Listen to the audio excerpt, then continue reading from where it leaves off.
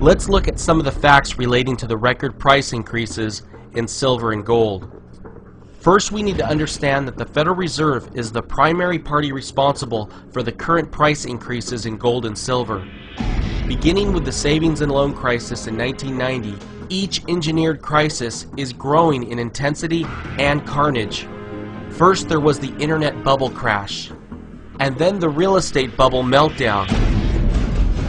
And now we are at the footsteps of an unprecedented acceleration of price increases in food and energy. In 2007, commodity prices soared when there was actually a slowdown in the global economy. There was no reason for commodity prices to go ballistic at that time, except for Federal Reserve intervention.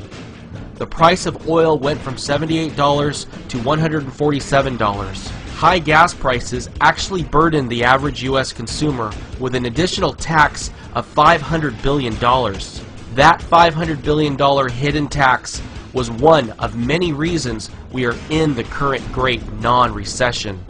On CNBC, they often point to the dollar index and state that a weaker dollar is good for the export economy. Currently, the US dollar index looks bad, but it actually means nothing because it is being compared to other worldwide fiat currencies undergoing massive debasement.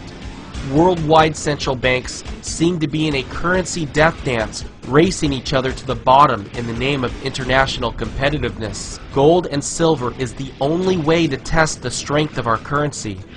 The dollar is weakening against other currencies, but when compared against the price of precious metals and raw materials, we can see the true value of a U.S. Federal Reserve note. The truth is, gold and silver prices are just getting started.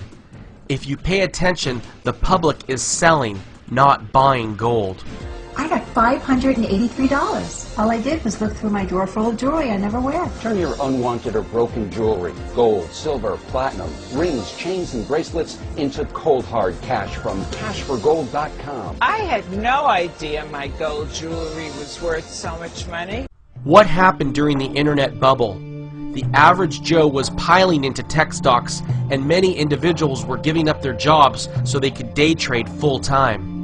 And we all know what transpired during the last death throes of the real estate bubble.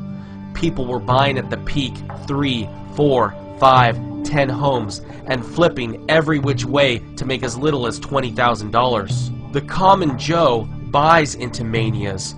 When all your neighbors are hoarding and trading gold and telling you real estate is a waste of time and money, it may be the time to look at diversifying some of your investments out of gold and silver. What I personally see is 10 years of real estate stagnation and depreciation, and at the same time, 10 years of gold and silver appreciation. On a side note, jobs are not coming back to the U.S. To quote Dr. Mark Faber, companies would be out of their minds with healthcare reforms, government interventions, and the uncertainty about future taxes in the U.S. to even consider expanding in the U.S. Corporations are expanding in China, India, Vietnam, Bangladesh, Africa, and Brazil. The business world is an international place today, and if you run a corporation, whether you employ 50 or 10,000 people, you can choose where you invest your money in terms of capital spending. Instead of expanding factories and employing more U.S. workers, I would think companies would be reducing employees rather than hiring more.